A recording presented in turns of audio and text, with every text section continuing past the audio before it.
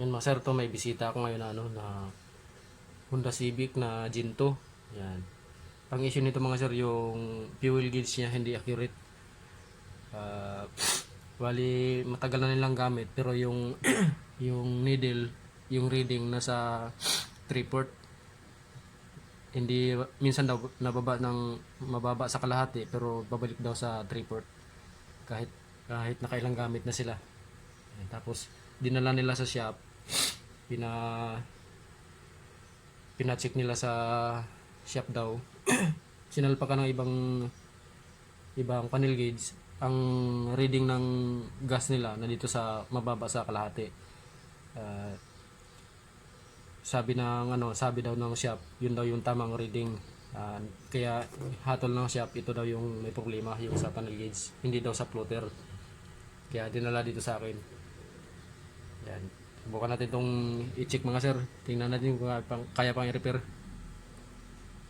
Kanina mga sir, pagdating nila, nandito sa 3/4 yung reading ng gas sa fuel gauge niya. Kaya dapat mamaya mga sir pag after i-repair, dapat bababa na siya dito sa sa mas mababa sa 3/4 kasi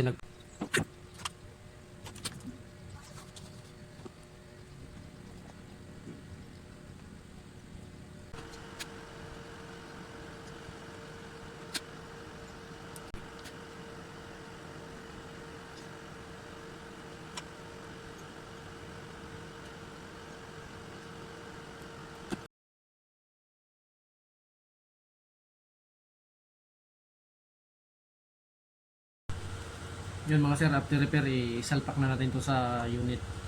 Tignan natin mga sir kung may pagbabago na dun sa reading ng fuel. Kanina mga sir, nandito siya sa 3/4.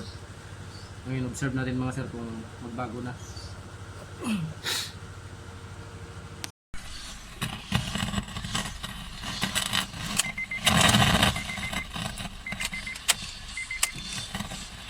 Yan, okay na mga sir, yung yung fuel gauge ng Honda CR-V na Ginto. Ginto to sir, no?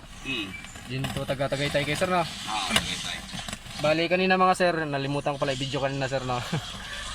Nasa 3/4 yung needle niya.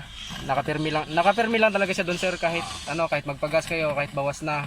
Nakapirmi lang sa 3/4. Ngayon okay na siya mga sir, nagbago na yung reading niya. Nandito na siya sa lampas kalahati. Yan, observe na lang din to ni sir kasi nagpagas din daw sila ni sir kahapon. Kahapon ba sir? Sa araw? Kahapon. Kahapon. Yan, observe mo lang to sir na pag balitaan mo na lang ako. Sige, update na lang ito. Kasi papago-bago daw kasi ang reading nito sabi ni sir. Pero madalas talaga nasa 3/4. Yan, okay na mga sir, maraming salamat. Honda CR-V na Ginto, fuel gauge yung issue niya mga sir.